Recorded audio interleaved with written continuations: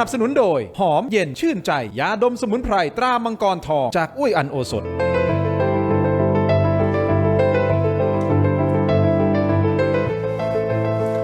สวัสดีครับต้อนรับทุกท่านเข้าสู่รายการถกไม่เถียงครับประเด็นที่ผมจะถกวันนี้คุณผู้ชมครับ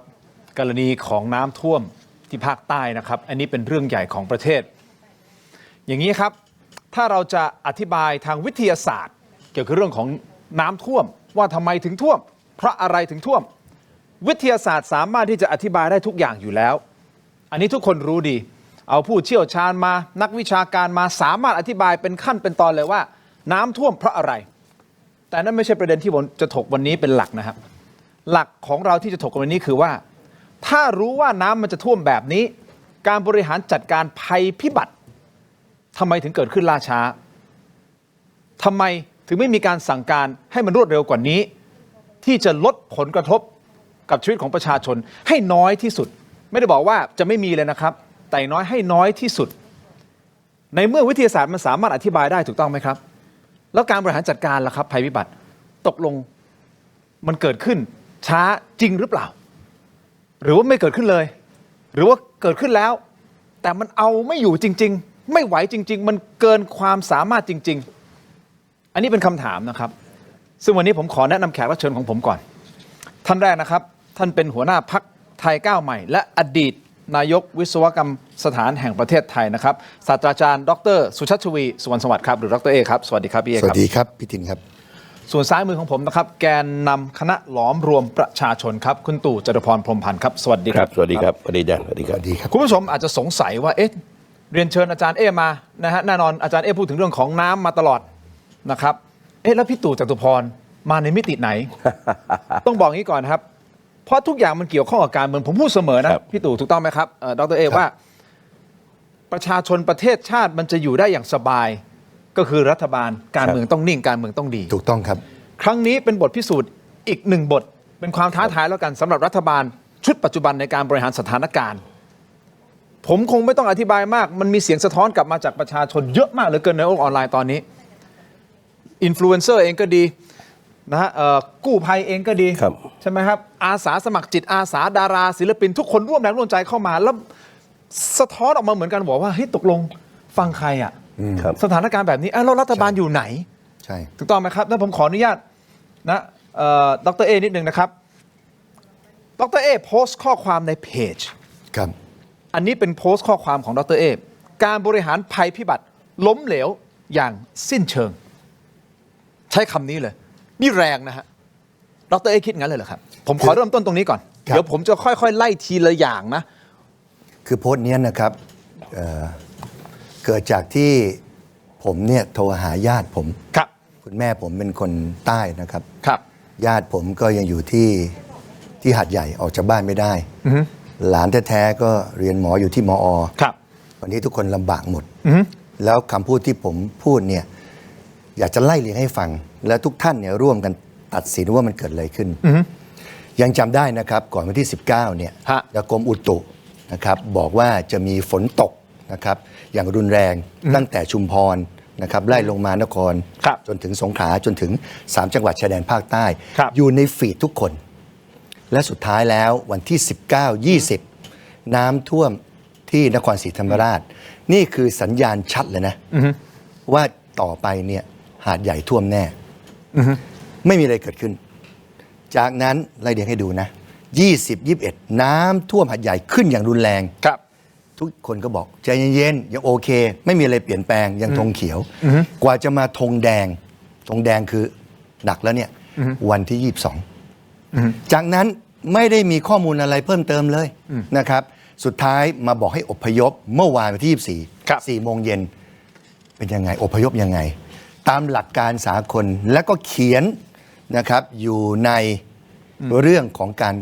นะครับกู้ภัยและอพยพของประเทศไทยบอกอย่างน้อย120 ชั่วโมงครับแต่นี่เป็นยังไงล่ะคืออพยพหลังจากเกิดภัยพิบัติไปแล้วครับไม่มีใครเขาทำกันในโลกนี่ลองคิดดูว่ามันเป็นความล้มเหลวหรือไม่นะครับและใครจะรับผิดชอบในเหตุการณ์แบบนี้ซึ่งวันนี้วิกฤตมากเราก็ไม่รู้จะผ่าน24 ชั่วโมงนี้ไปได้อย่างไรเพราะอย่างที่คุณทินก็บอก วันนี้การจัดการเรายังไม่ชัดโฆษกที่จะเป็นเสียงเดียวคนเดียว เหมือนผู้ว่าจะลงสั่งหมูป่าแล้วก็ยังไม่เห็นใคร การประสานงานในพื้นที่การอพยพอย่างไรไปไหนยังไม่ชัดแล้ววันนี้ทั้งข้าวทั้งน้ำขาดแคลนหมดและที่สำคัญวันนี้ผมก็โทรหาญาติผมไม่ได้แล้วพี่ตู่คุณทินเพราะว่าแบตหมดแล้วพวกนี้มันไม่ควรจะเกิดขึ้นผมลงไปนี่ก็ทัวร์ลงผมคือผมก็คิดแล้วคิดอีกนะว่าที่จริงแล้วผมไม่ใช่แค่เป็นคนทำงานการเมืองเท่านั้นผมยังเป็นวิศวกรด้วยเป็นทั้งอดีตนายกวิศวกรรมสถานอดีตนายกสภาวิศวกรดังนั้นผมก็มีหน้าที่ที่จะพูดความจริงต่อประเทศไทยและผมก็ไม่ได้เอ่ยชื่อบุคคลคนใดแต่ผมก็ยืนยันว่าสิ่งที่ผมไล่เลียงกันมาเนี่ยมันสะท้อนว่าประมาทต้องใช้คำนี้ประมาทอย่างแรงทั้งรัฐบาลส่วนกลางและก็ท้องถิ่นประมาทอย่างแรงและสุดท้ายนี่คือเหตุการณ์ผลของการประมาทอย่างแรงเดี๋ยวได้ขยายความเพิ่มเติมนะฮะกับดร.เอนะครับแต่คราวนี้ก่อนที่จะไปที่คุณตู่นะครับด้วยความเคารพนะฮะเรื่องของการเตือนคุณธรรมนัสพรหมเผ่าให้สัมภาษณ์นะครับบอกว่าเราเตือนแล้วตั้งแต่วันแรกว่าให้ขนย้ายแต่ว่าสถานการณ์จุดผมว่าไปฟังเสียงของท่านเองดีกว่าว่าท่านพูดอย่างไรกับสถานการณ์นี้นะครับฟังครับที่ตกลงมาในพื้นที่อำเภอหาดใหญ่ทำให้ปริมาณน้ำเนี่ยมันเพิ่มขึ้นนะครับดังนั้นสิ่งที่เกิดขึ้นในเวลานี้คือความเดือดร้อนพี่น้องประชาชนที่เราเตือนตั้งแต่วันแรกว่าให้ขนย้ายแต่ว่าสถานการณ์มันพี่น้องประชาชนก็คงจะคาดการณ์ผิดเหมือนกันที่ยังเป็นห่วงทรัพย์สินตัวเองอยู่ในเวลานี้เนี่ยพี่น้องยังเดือดร้อนติดอยู่ที่บ้านของตัวเองนะครับหลายร้อยครอบครัวนะครับซึ่งณเวลานี้เนี่ยเรามีการประชุมวันนี้ผมสั่งการเป็นคอมมานด์ซิงเกิลคอมมานด์ก็คือต้องฟังผมก่อนแล้วสั่งการไปยังแม่ทัพภาคที่4สั่งการไปยังส่วนของปภส่งการไปยังของสาธารณสุขสั่งการไปยังของกรมชลประทานสั่งการไปยังทุกหน่วยงานทั้งหมดนะครับเรามอบหมายให้ท่านแม่ทัพภาค4คอยบัญชาการทั้งหมดยุทโธปการทั้งหมดเนี่ยจะต้องขึ้นอยู่กับแม่ทัพภาค4ซึ่งผมจะเป็นคนคอมมานด์สั่งการเองว่าจะต้องช่วยเหลือยังไงในเวลานี้เราให้หน่วยงานที่เกี่ยวข้องเพิ่มสัญญาณนะครับโทรศัพท์ที่มันมีปัญหาในเวลานี้แก้ไขโดยเร่งด่วนส่วนสาธารณสุขโดยคณะแพทย์ทั้งหมดตอนนี้รวมอยู่ที่ค่ายคอหงส์นะครับซึ่งกำลังจะกลับไปใช้โรงพยาบาลของโรงพยาบาลหาดใหญ่นะครับเป็นศูนย์กลางทั้งหมดในเวลานี้กำลังแก้ไขปัญหาอยู่คุณตู่จตุพรครับคุณผู้ชมครับดร.เอครับอันเนี้ยพอการสัมภาษณ์นี้ออกมาโลกโซเชียลวิพากษ์วิจารณ์อย่างหนักมากเลยนะครับคุณตู่มีความเห็นยังไงประเด็นนี้ครับก็คืออันนี้สั่งการแล้วออกมาผมเตือนตั้งแต่วันแรกแล้วเราเตือนตั้งแต่วันแรกแล้วแต่ประชาชนห่วงข้าวของคือความจริงเนี่ยนะครับผมในฐานะตอนน้ำท่วมปี54เนี่ยเป็นสมาชิกสภาผู้แทนราษฎรแล้วก็อภิปรายถึงเรื่องราวปัญหาต่างๆในพศนั้นเนี่ย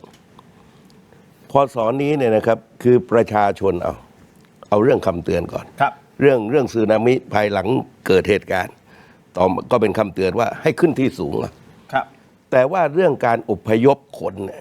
ที่อยู่บ้านว่าหนึ่งก็คือว่าให้ไปที่ไหนก่อนให้ไปรวมตัวอย่างไรตรงไหนอย่างไรนะครับมีศูนย์บริหารการจัดการไม่ใช่ว่าส่งข้อความให้อพยพนะเพราะนี่นะครับมาตรการของรัฐเนี่ยมันต้องรองรับทุกเรื่องราวเพราะประชาชนเองก็ไม่รู้จะไปไหนนะกับคำเตือนของโทรศัพท์เนี่ยเห็นไหมทีนี้เนี่ยนะครับพอมันเกิดเรื่องขึ้นมาเนี่ยแน่นอนที่สุดนั้นการบริหารการจัดการซึ่งต้องยอมรับความจริงว่ามันเป็นปัญหานะครับเพราะว่าหนึ่งกลไกรัฐเนี่ยแน่นอนที่สุดพอไม่มีผู้บัญชาการหน้างานอย่างเป็นระบบที่ต้องบัญชาการตลอดเวลานั่นเนี่ยนะครับมันก็สเปซสปะหมดแล้วก็คนเนี่ยนะครับที่จะเข้าไปช่วยภาคเอกชนเนี่ยความจริงมันก็ต้องผ่านและบริหารการจัดการคนนี้ไปพื้นที่นั้นคนนั้นไปพื้นที่นี้นะครับก็ทุกอย่างเนี่ยนะครับไม่เป็นระบบมาตั้งแต่ต้นนะครับจนกระทั่งวันนี้ประกาศใช้พรก.บริหารราชการในสถานการณ์ฉุกเฉินเนี่ยก็ต้องดูว่าท้ายที่สุดนั้นเนี่ยจะจัดระบบกันได้หรือไม่ทีนี้เนี่ยนะครับเราก็ติดกลไกกันแบบเดิมๆต้องยอมรับความจริงว่านายกรัฐมนตรีหรือรัฐมนตรีนะครับเวลาเดินทางเนี่ยไปแก้ไขปัญหาไม่ว่าน้ำท่วมหรืออะไรก็แล้วแต่ลงเครื่องเหมือนคนตาบอดทั้งสิ้นแล้วก็กลไกรัฐก็จัดแบบเดิมๆนะครับอยู่บนรถสูง คอยแจกของนั่งเรือแจกของผัดข้าวเนี่ยวิธีการเดิมๆทั้งนั้นนะครับแต่ความจริงเนี่ยเรื่องนี้มันใหญ่เกินนะครับที่ต้องลักษณะการบัญชาการนะครับความจริงเนี่ยนะครับครั้งนี้ถือว่าหนักหนาถ้าเป็นปรากฏการณ์ที่เราไม่เคยเจอมาก่อนเช่นสึนามิแผ่นดินไหวนี่ว่ากันนะครับแต่ว่าไอ้นี่เราเคยเห็นมาแล้วแม้ว่ามันจะหนักกว่าก็ตามแต่ว่ามันก็ต้องนะครับต้องรู้ว่าควรจะรับมืออย่างไรสิ่งที่สำคัญที่สุดก็ต้องยอมรับความเป็นจริงเบื้องต้นนะครับก็คือหมายความว่าคนเราไม่ใช่ว่า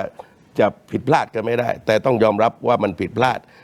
ไปแล้วต่อไปจะแก้อย่างไรที่มันเป็นระบบในขณะที่คนมันยังเดือดร้อนอยู่ขณะนี้และบริเวณโดยรอบนี่ก็ยังหนักอยู่นะกรมอุตุก็บอกว่าฝนจะตกวันพรุ่งนี้เป็นวันสุดท้ายนะครับแล้วในระหว่างเวลาหลังจากนั้นน้ำทะเลมันก็หนุนอยู่นะครับเป็นสัปดาห์เนี่ยมีการประเมินว่าคาดการณ์ว่านับตั้งแต่วันที่26เนี่ยนะครับบังเอิญมาเจอน้ำทะเลหนุนด้วยต้องใช้เวลาประมาณ20 วันน้ำจึงไหลลงไปหมดไม่น้อยเลยนะก็คือหมายความว่ากว่าจะเบ็ดเสร็จนะครับประมาณกลางเดือนธันวานะแต่ว่ามันจะเบาบางบ้างนะครับที่บอกว่า2 วัน3 วันแต่ว่ามันได้ระดับหนึ่งมันต้องคิดเรื่องน้ำทะเลมันหนุนยันอยู่ด้วยนะครับคุณผู้ชมครับความตั้งใจของรายการเราไม่ได้จะพยายามแตกแยกคนของชาตินะฮะแต่เรากำลังจะให้เห็นถึงปัญหาเพื่ออะไรฮะเพื่อที่จะพัฒนาและมองไปข้างหน้าว่าเราจะแก้ไขสถานการณ์ยังไงเราส่งกำลังใจให้กับผู้ที่ตอนนี้ประสบภัยกันอยู่ส่งกำลังใจให้กับเจ้าหน้าที่ที่ลงพื้นที่หน้างานจริงๆบางคนก็บอกว่าพวกเรานั่งอยู่ในห้องแอร์ไงก็พูดได้แต่แน่นอนเราก็ต้องพูดในสิ่งที่เราคิดว่ามันจะเป็นประโยชน์ครับเพื่อที่จะชี้ให้ปัญหามันคืออะไรฉายแสงให้มันถูกจุดเพื่อที่ว่าปัญหามันจะได้ถูกสะท้อนออกมาด้วยความจริงถูกต้องและจะได้แก้ปัญหาให้มันตรงจุดถ้าไม่ฉายปัญหาคุณจะแก้ปัญหาได้หรือเปล่าเพราะคุณยังไม่รู้เลยปัญหาตั้งแต่ต้นตอมันคืออะไรนั่นคือความตั้งใจของเราณตอนนี้นะครับทางช่อง7เองและหน่วยงานอื่นๆเองหลายๆช่องหลายสื่อก็พยายามที่จะหาวิธีทางในการช่วยเหลืออย่างเต็มที่อินฟลูเอนเซอร์ต่างๆใช่ไหมอาสาสมัครต่างๆเราต่างคนมีหน้าที่ในการทำเดินไปข้างหน้าคราวนี้คุณผู้ชมผมอยากจะพาคุณผู้ชมไปดูสถานการณ์จริงนะที่มีการบันทึกและมีการแชร์กันในโลกโซเชียลทีมงานพร้อมไหมครับผมขอคลิปแรกก่อนเลยนะครับอันนี้ผู้ใช้ Facebook คุณคังน้ำทิพย์ขออภัยถ้าอ่านผิดนะครับเป็นชื่อภาษาอังกฤษโพสต์คลิปขณะที่มีชาย3 คนนะกำลังไต่สายไฟฟ้าแรงสูงซึ่งด้านล่างเนี่ยเป็นน้ำแต่แน่นอนไฟได้ถูกตัดไปแล้วเพราะมันไม่มีกระแสไฟเข้าไปแต่เขาก็ต้องเดินออกมาเปิดเลยฮะเดี๋ยวดูนะฮะดูไปพร้อมๆกันนี่ฮะน่ากลัวดูหน้าพี่นะและมีการระบุข้อความครับเห็นใจพวกเราด้วยอีกหลายชีวิตที่ยังรอความหวังที่จะออกไปน้ำขึ้นชั้น2แล้วอาหารน้ำเริ่มหมดช่วยด้วยค่ะติดต่อหน่วยไหนไม่ได้เลยสูงไม่ต่ำกว่า4 เมตรนะประมาณ4 เมตรใช่ไหมดร.เอถึงสายเนี่ย4 เมตรอันนี้อยู่ที่ถนนพลพิชัยวัดพุทธิการามหน้าวัดปลักกริ่มในเนี่ยฮะ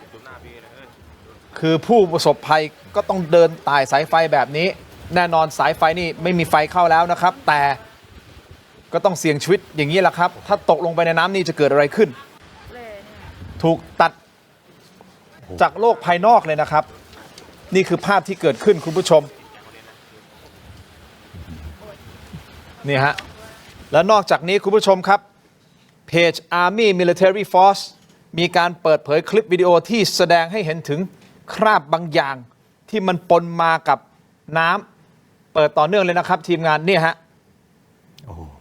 นี่ฮะโดยทางเพจมีการระบุข้อความว่ามีรายงานล่าสุดว่าเกิดเหตุน้ำมันเครื่องรั่วไหลจำนวนมากในซอยพิพัฒน์สงเคราะห์1ข้างโรงเรียนหาดใหญ่วิทยาลัยอันนี้เขาบอกว่าทำให้เกิดความห่วงใยในวงกว้างเกี่ยวกับแหล่งที่มาของการรั่วไหลและผลกระทบที่อาจจะเกิดขึ้นต่อระบบระบายน้ำและสิ่งแวดล้อมในพื้นที่อย่างไรก็ตามนะครับใต้คลิปวิดีโอมีผู้ใช้งานโซเชียลมีเดียบางคนเข้ามาแสดงความคิดเห็นว่าอาจจะมาจากน้ำมันเครื่องที่ไหลออกมาจากบ่อกักเก็บน้ำมันของบริษัทรถยนต์แห่งหนึ่งนี่เป็นภาพบางส่วนเท่านั้นนะฮะซึ่งมันมีเยอะมากผมขออีกภาพหนึ่งครับ เป็นค่ำคืนแห่งความหดหู่ต้องใช้คำนี้นะครับน้ำท่วมหาดใหญ่จังหวัดสงขลาคนติดอยู่ในอาคารบ้านเรือนจำนวนมาก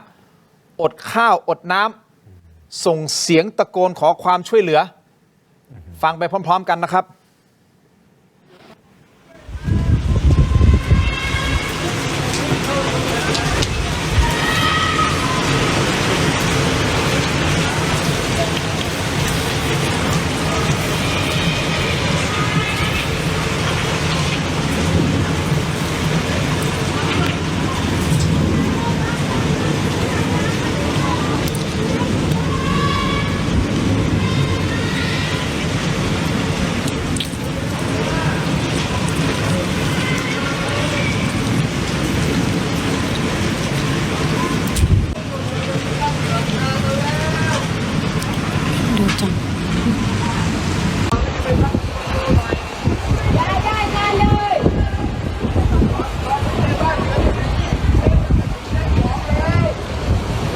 เขาบอกว่าตอนนี้น้ำที่ขึ้นชั้น2แล้ว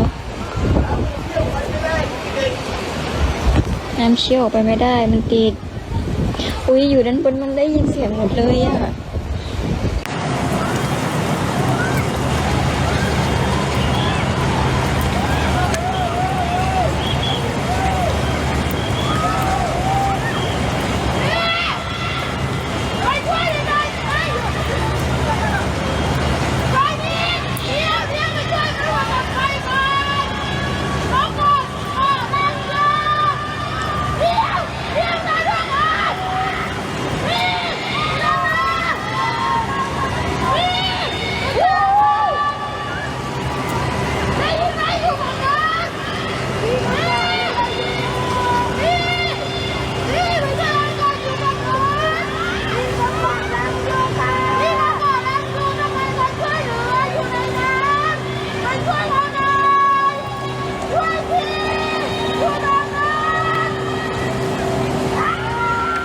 ผมคงไม่ต้องบรรยายภาพนะครับคุณผู้ชมให้ภาพเล่าเรื่องครับและอย่างที่ผมบอกไปนะครับว่ามันสามารถที่จะอธิบายทางวิทยาศาสตร์ได้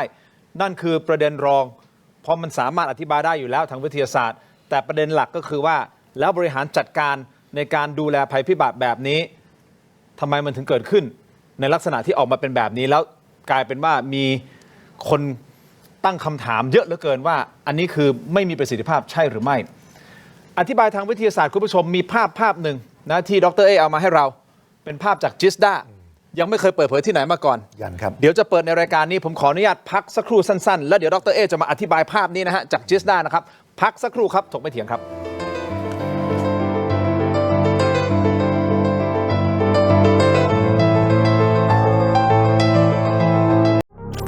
ดีขนาดนี้อย่ารอช้า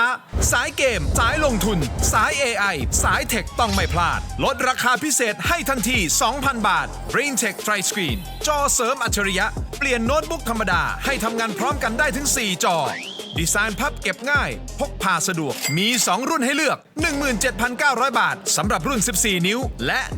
19,900 บาทสำหรับรุ่น 16 นิ้วสั่งซื้อออนไลน์ได้แล้ววันนี้เพียงค้น BrainTech Tri Screen หรือ Advice ทุกสาขาทั่วประเทศ BrainTech Tri Screen where thinking meets technology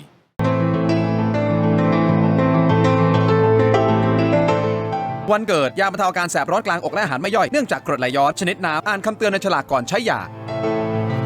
กลับมากันต่อนะครับรายการถกไม่เถียงยังอยู่กับคุณตู่จตุพรนะครับแล้วก็ดร.เอนะครับเอาอย่างนี้ดร.เอครับดร.เอเอาภาพนี้มาให้กับทีมงานของผมดีมากเพื่อที่จะมาอธิบายนะครับยังไม่เคยเปิดเผยที่ไหนมาก่อนนะครับพี่ตู่ครับเดี๋ยวดูกันพร้อมๆกันนะเป็นภาพจากจิสดา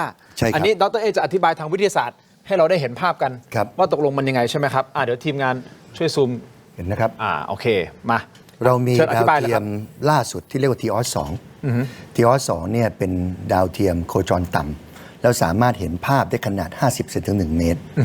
ถ่ายภาพละเอียดตรงนี้มาในพื้นที่ที่น้ำท่วมเห็นอะไรก่อนนะครับแถวนี้เป็นภูเขาหมดนะครับทางหาดใหญ่สงขลาเนี่ยน้ำจะไหลจากใต้ขึ้นเหนือเหนือนี่ก็คือทะเลสาบสงขลานะครับต้องไปให้ได้สังเกตไหมน้ำมันขาดตอนหลายๆคนเคยเห็นภาพจิสดาของอยุธยาครับ เดี๋ยวซูมออกเลยครับ นะครับ ซูมออกเป็นภาพกว้างนิดนึงโทษทีทีมงา นะ น ครับ ปื๊ดอาจจะได้เห็นภาพ นี่นะครับ โอเค อีกนิดหนึ่งได้ไหมครับเข้ามา โอ อีก เค นิดหนึ่ง ไม่เป็นไรเดี๋ยว ะค ก บ ล้องนี้เดี๋ยวกล้องนี้จับเองไม่เป็นไรจ้ะ นะครับถ้าเกิดเห็นมวลน้ำที่อยุธยาเนี่ยมันจะเรียกว่าสีฟ้าไปหมด ที่มีการเผยแพร่ในโซเชียลมีเดียแต่ตรงนี้นี่คือหาดใหญ่ ครับ นะครับ นี่คือทะเลสาบสงขลาน้ำไม่ไปเลย เห็นไหม น้ำไม่ไหลไปทางทะเลสาบเลย มันขาด น้อย ตอ มาน กเห็นอะไรตรงนี้ไหมเห็นถนนนี่ไหม ฮะ ลพบุรีราเมศ เส้นเนี้ยฮะ เห็นไหมใช่ เห็นไหมครับ เพราะงั้นแล้วตรงเนี้ยการจัดการผังเมืองของหาดใหญ่เนี่ย ฮะ มีปัญหาจริง ๆ แล้วมันมีการน้ำท่วมตั้งแต่ปี 31 43 53 ในปี 53 เนี่ยนะครับ หลายคนก็พูดเลยว่าจะต้องมีการปฏิรูปผังเมือง ครับ เพราะหาดใหญ่นั้นเป็นพื้นที่ภัยพิบัติ ครับ ฝนตกน้ำท่วมแน่นอนและอันตรายขึ้นทุกปี ฮะ นั่นคือเสียงสะท้อนของผู้เชี่ยวชาญทุกคนในประเทศไทยในปี ที่พูดตรงกัน 52 แต่จากปี 53 ถึงปัจจุบันกลายเป็นว่าขยายเมืองนะครับสร้างเมืองสร้างถนนจากสถานการณ์นะครับทำให้แย่ลงไปอีก ดังนั้นภาพถ่ายดาวเทียมไม่ได้โกหกใคร นี่วิทยาศาสตร์ จะเห็นว่า นี่วิทยาศาสตร์ ใช่ครับ อธิบายได้ ดังนั้นอันตรงนี้ก็คือความประมาทที่เกิดขึ้นมานับ 10 ปีนะครับ และถ้าเกิดยังปล่อยอย่างนี้ ในอนาคตทุกคนนักวิทยาศาสตร์ทุกคนบอกเป็นเสียงเดียวกันว่า ฮะ ภัยพิบัติจะมากขึ้นและถี่ขึ้น เพราะงั้นแล้วเนี่ยถ้าเกิดไม่แก้ตรงนี้ยังไงก็ไม่รอดนะครับท่านี้ตรงนี้มันเป็นเมืองไปหมดแล้วจะทำนะครับคลองมันยากมากเพราะยังไงก็ลงมาตรงเนี้ยวันนี้หาดใหญ่เป็นแอ่งกระทะโดยสมบูรณ์แบบ นี่คือ แล้ว หาดใหญ่ ใช่ ดังนั้นแล้ววันนี้ต้องพิจารณาทำอุโมงค์ระบายน้ำลอดใต้แล้วไม่ฉะนั้นแล้วก็ต้องไปทะเลาะกับชาวบ้าน ในการที่จะเวนคืนที่ดินทำคลองระบายน้ำซึ่งยากมากๆ ซึ่งแนวทางการทำแก้มลิงนะครับคลองระบายน้ำพูดมานานก่อนที่เมืองจะเป็นขนาดนี้ และปล่อยมาถึงวินาทีนี้ อนาคตไม่ทำอะไร ก็จะหนักยิ่งกว่าเดิมนะครับในต่างประเทศเนี่ยก็จะทำ โอเค อุโมงค์ระบายน้ำผ่าน เพื่อที่จะให้ระบายน้ำ ใช่ครับ ไปที่ ใช่ ทะเล เพราะตร สาบ งนี้ก็เห็น สงขลา ชัดเร็วเห็นไหมมันขาดตอน นี่ก็คือภาพปัจจุบันที่เกิดขึ้น อันนี้ชัดเจนวิทยาศาสตร์อธิบายแบบนี้ ใช่ครับ นะครับ เพราะฉะนั้นเราจะเห็นภาพแบบนี้ คุณตู่ครับ ครับ มีบางคนก็อาจจะตั้งข้อสงสัยว่าเอ๊ะตอนนี้สถานการณ์น้ำท่วมแบบนี้เราควรจะรวมใจเป็นหนึ่งเดียวในการแก้ไขปัญหา แต่เอ๊ะทำไมเรามาพูดถึงเรื่องของการเมืองเหมือนเป็นการใช้การเมืองมาโจมตีในสถานการณ์น้ำท่วมพี่ตู่คิดไงฮะประเด็นนี้ มันไม่ใช่เรื่องการโจมตี แต่เป็นการร่วมกันคิดหาทางออกด้วยกัน เพราะว่าถ้ามันแก้ไขปัญหาได้เนี่ยมันก็เพียงแค่เสียงปรบมือทุกคนก็โมทนาสาธุแต่พอมันเป็นปัญหาเนี่ยนะครับแน่นอนที่สุดต่างฝ่ายต่างก็มีความห่วงใย ครับ และคนที่มีหน้าที่ที่ต้องรับผิดชอบเนี่ยพูดง่ายๆว่าน้ำมันท่วมตัวเองก็ต้องน้ำไม่เต็มแก้วเหมือนกันที่จะต้องรับฟังความอย่างครบถ้วน ครับ คือถ้ามันสามารถใช้วิธีการจัดการมาตั้งแต่ต้นตามที่อธิบายมาเนี่ยเรื่องราวมันก็ไม่เกิดถึงจนกระทั่งบัดนี้ หลายเรื่องที่ดร.เออธิบายความนะครับ เช่นว่าเมื่อปี 53 นี่ปี 68 ใน 15 ปี ครับ คือใน10 กว่าปีอาจจะได้ใช้สักครั้งนะครับ แต่ว่ามันเป็นภัยพิบัติใหญ่ ผมว่าสัญญาณเตือนเรื่องธรรมชาติมันมีมากตามลำดับนะแล้วก็เป็นพื้นที่ที่มันเคยมีมา แต่ว่ามันทิ้งช่วงความหนัก จนกระทั่งเนี่ยนะครับกลไกรัฐก็คิดว่ามันไม่น่าจะเกิดขึ้นอะไรอีก ผมว่าเวลานี้เนี่ยครับเราต้องคิดวางแผนการจัดการเรื่องภัยพิบัติ อย่างเป็นระบบถัดจากนี้ไป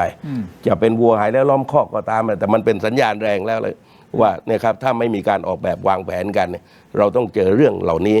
ดังนั้นเนี่ยนะครับที่ออกมาบอกว่าแทนที่ว่ารวมใจเป็นหนึ่งเดียว ปัญหาว่าไอ้เรื่องการรวมใจมันต้องรวมอยู่แล้ว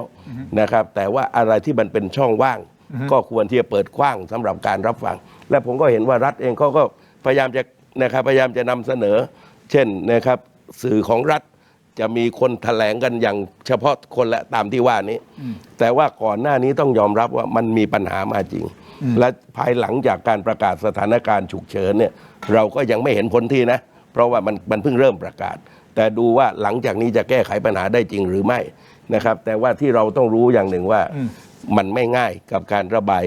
มวลน้ำออกไปในระยะเวลานะครับแบบผู้กองธรรมนัฐอาจจะบอก3 วัน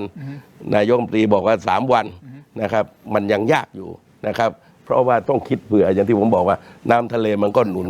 นะครับทุกเรื่องราวก็ฟังกันต่างคนต่างช่วยกันฟังต่างคนต้องช่วยกันนำเสนอ และก็กลไกรัฐก็เลิกคิดกันแบบเดิมๆนะครับคือประเภทจัดฉากจัดอะไรพอกันสักทีนะครับมันไม่ใช่วาระการเมืองที่จะต้องมาหาเสียงอะไรเต็มเป็นวาระเรื่องชาติบ้านเมืองที่ต้องร่วมคิดในการหาทางออกร่วมกันมันไม่ใช่ว่าติตำหนิเนี่ยนะครับถึงขนาดว่าวิพากษ์วิจารณ์สาดเสียเทเสียนะครับแต่ว่าการติเพื่อก่อนะครับเป็นทางออกที่ดีสำหรับพี่น้องประชาชนมันเป็นเรื่องที่ทุกฝ่ายควรที่จะรับฟังซึ่งกันและกัน ดร.เอครับคิดว่าอีกกี่วันจะสถานการณ์จะเข้าสู่ภาวะอย่างน้อยดีกว่านี้ฮะพี่ตู่พูดถูกนะครับ คือ เพราะว่าคือน้ำเนี่ยมันต้องไหลลงทะเลนะครับทะเลเชื่อมต่อกับทะเลสาบสงขลาเนี่ยนะครับแล้วก็รอบๆในฝั่งอ่าวไทยเนี่ยอาทิตย์หน้าน้ำทะเลหนุนสูงมันเป็นคาบของโลกกับดวงจันทร์ที่มาอยู่ใกล้กันดังนั้นเนี่ยไม่มีทาง3 วันนะครับถ้าเกิดและอย่างไม่มีเครื่องสูบน้ำขนาดไหนมากแค่ไหนที่จะดันน้ำออกจากหาดใหญ่ข้ามถนนนะครับลพบุรีลาเมศแล้วก็เดินทางไปถึงทะเลสาบสงขลาได้ภายในสัปดาห์เดียวแน่นอนดังนั้นก็หวังเป็นอย่างยิ่งว่ากลางธันวาอาจจะมีโอกาสกลางธันวาเลยเหรอฮะอาจจะมีโอกาสโอ้พ่อแม่พี่น้องในพื้นที่ต้องลำบากมากต้องลำบากถึงกลางธันวาเลยแต่ที่บอกนะครับว่ามันไม่ควรมาถึงจุดนี้ตั้งแต่ตอนแรกครับเพราะว่าปริมาณน้ำมันเยอะแล้วเราก็รู้ล่วงหน้าว่าเยอะขนาดนี้และมันไม่สามารถระบายได้ด้วยจากอะไรขวางไปเยอะไปหมด และน้ำทะเลที่มันหนุนสูงซึ่งกว่าจะรอคาบมันลงมันใช้เวลานะครับเพราะงั้นจากนี้เราต้องว่ากันทีละ24 ชั่วโมงวันนี้ต้องคิดกันว่าจะช่วยคนออกมาอย่างไรนั่นคือสำคัญที่สุดและคนที่อยู่จะทำยังไงเขาอยู่รอดอันนี้คือประเด็นสำคัญณวินาทีนี้คุณผู้ชมครับคุณสิริโชคโสภานะมีการส่งภาพอัปเดตสถานการณ์ให้กับทีมงานคือซึ่งตอนนี้คุณสิริโชคก็กลายเป็นผู้ประสบภัยเช่นเดียวกันนะครับคุณสิริโชคในสายกับเราสวัสดีครับพี่สิริโชคครับครับสวัสดีครับครับเดี๋ยวผมพอดีมีคลิปที่พี่สิริโชคส่งมานะฮะเดี๋ยวเราเปิดคลิปนิดนึงได้ไหมครับให้คุณผู้ชมได้เห็นแล้วเดี๋ยวจะมาให้คุณสิริโชคอธิบายเล่าเรียงนิดนึงนะนี่คือคลิปเป็นคลิปงานศพคุณผู้ชมครับแต่มันมีช่วงจังหวะนี่ครับเข็นโลงศพลอยน้ำไปเดี๋ยวผมขออนุญาตพักสักครู่สั้นๆเดี๋ยวคุณสิริโชคครับอย่าเพิ่งไปไหนเดี๋ยวช่วงหน้ากลับมาพูดคุยกันแล้วมาอัปเดตสถานการณ์ที่คุณสิริโชคเจออยู่ณตอนนี้นะครับสักครู่เดียวครับถกไม่เถียงครับ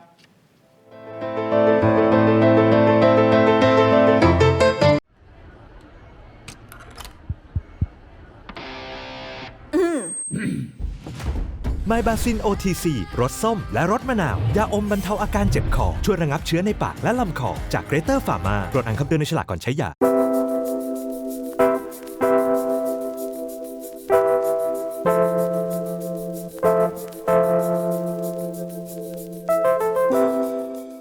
สวัสดีครับผมชื่อเอกชื่อจริงก็ยุทธพงศ์มณีธรรมตอนนี้เราอยู่กันที่สวนสลาทิศอำเภอบ้านนาสารจังหวัดสุราษฎร์ธานี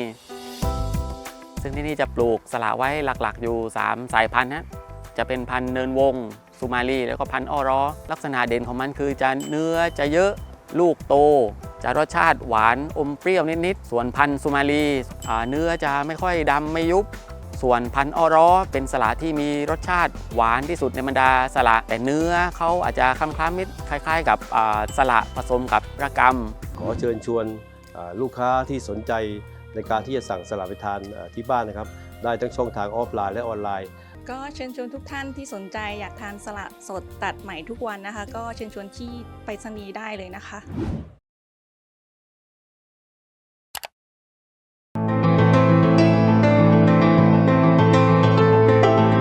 สนับสนุนโดย Lift Up Your Life สร้างสรรค์ความสุขให้ชีวิต Seagull Electric บริษัท HK Pharmaceutical จำกัดมุ่งมั่นพัฒนายามาตรฐานสากลประชาชนเข้าถึงง่ายกลับมากันต่อครับถกไม่เถียงครับยังอยู่กับดร.เอแล้วก็คุณตู่จตุพรนะครับและคุณสิริโชคโสภาอยู่ในสายกับเรานะครับคุณสิริโชคครับสวัสดีครั้งหนึ่งครับครับสวัสดีครับท่านผู้ร่วมรายการทั้ง2 คน 3 คนครับครับผมคุณสิริโชคครับสถานการณ์ตอนนี้เป็นยังไงฮะที่คุณอยู่ตอนนี้ครับคุณสิริโชค ตอนนี้อำเภอนาทวีก็ดีขึ้นนะครับ เพราะว่าน้ำก็ได้ผ่านไป แต่ก็อาจจะมีบางจุดที่ยังท่วมอยู่ แต่โดยภาพรวมก็ปกติเพียงแต่ว่าคนที่อยู่อำเภอนาทวีนี่ก็คงจะไปไหนไม่ได้ครับเพราะถนนมันถูกตัดขาดออกจากการไปหัดใหญ่อำเภอเมืองหมดนะครับ แล้วน้ำท่วมถึงขนาดไหนครับ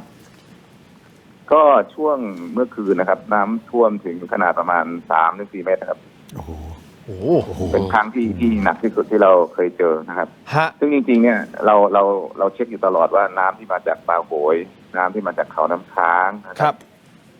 น้ำที่มาจากแม่น้ำเทพาเนี่ยเราเช็คอยู่ว่ามันกำลังมาแล้วก็มีการเตือนกัน แต่ก็ไม่คิดว่ามันจะมีมวลน้ำมากถึงขนาดนี้ครับก็เลยทำให้สุดท้ายเนี่ยผมว่าหน่วยงานราชการท้องถิ่นเนี่ยไม่สามารถรับมือได้ครับอย่างยกตัวอย่างเนี่ยตอนผมตื่นมาตอนเช้าเนี่ยก็ผมก็เดินออกมาที่สำนักงานผมบ้านผมมีสำนักงานนะครับก็เราก็สังเกตเห็นว่าน้ำมันท่วมรอบๆหมดเลยซึ่งผิดปกติเพราะสำนักงานผมเนี่ยผ่านวิกฤตน้ำท่วมมา3 หนแล้วนะครับแต่ก็ไม่เคยท่วมเลยแต่รอบเนี้ยท่วมรอบหมดผมก็เลยเดินออกไปนะครับเพื่อที่จะไปที่ศูนย์พักพิงฉุกเฉินซึ่งเดิมเทศบาลนาทวีเนี่ยเขากำหนดว่าที่วัดนาทวีใช่ไหมครับผมก็เดินออกไปน้ำก็ท่วมประมาณเอวได้ครับก็เดินออกไปก็ไปที่วัดนาทวีปรากฏว่าวัดเนี่ยจมน้ำไปแล้วครับไอ้เดิมที่จะตั้งเป็นศูนย์พักพิงของผู้ที่ประสบอุทกภัยเนี่ยก็หายไปแล้วครับในน้ำก็บังเอิญเนี่ยที่หน่วยกู้ภัยพวกที่เขาจะมาผัดกับข้าวเขายืนอยู่ข้างหน้าเนี่ยเขาบอกว่าเนี่ยมันมีปัญหาว่ามีศพอยู่ข้างในครับที่ตอนนี้ถ้าปล่อยให้น้ำขึ้นเนี่ยมันจะต้องแย่แน่นอนต้องเข้าไปจัดการเผาก่อนก็เลยจะขอแรงกันว่าต้องใช้คนประมาณสัก 7-8 คนเนี่ยให้ไปช่วยกันก็ไม่มีใครครับผมก็เลยอาสาไปด้วยก็เลยลุยน้ำเข้าไปข้างในก็เป็นภาพที่เราเห็นขึ้นจอณตอนนี้นะครับคุณผู้ชมอย่างนี้ฮะคุณผู้ชมครับผมขออนุญาตคุณสิริโชคนิดเดียวนะฮะแล้วคุณผู้ชมด้วยนะครับคือช่วงนี้นะฮะหลายคนน่าจะทำงานนะฮะกันเช้าจรดค่ำนะครับประชุมต่อเนื่องแบบบางวันแทบไม่ได้พักเลยนะครับคุณผู้ชมครับผมขออนุญาตกลับมาที่หน้าผมนิดนึงได้ไหมครับแต่ก็ยังอยากจะใส่ใจตัวเองในทุกๆวันนะฮะ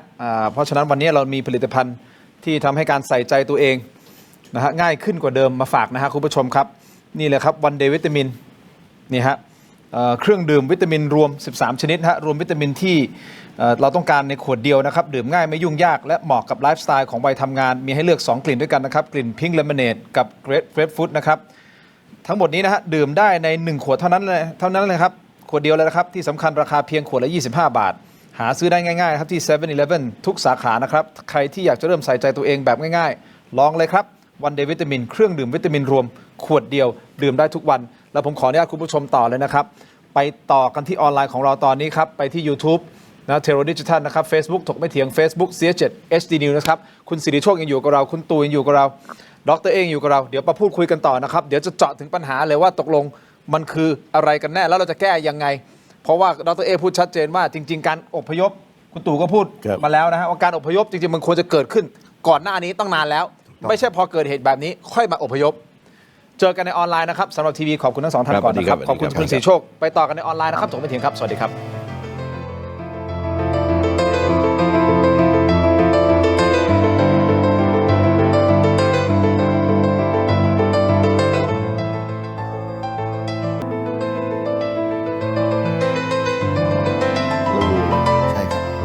กลับกันต่อครับคุณผู้ชมถกไม่เถียงในช่วงของออนไลน์นะครับยังอยู่กับคุณตู่จตุพรนะครับแล้วก็ดร.เอสุชัชวีนะฮะคุณผู้ชมและคุณสิริโชคโสภาอยู่ในสายกับเรานะครับอยากให้คุณผู้ชมช่วยกันโหวตกันเข้ามาหน่อยนะครับเราถามคุณนะคุณคิดว่ารัฐบาลรับมือน้ำท่วมหาดใหญ่ได้ดีเพียงพอหรือยังนะครับ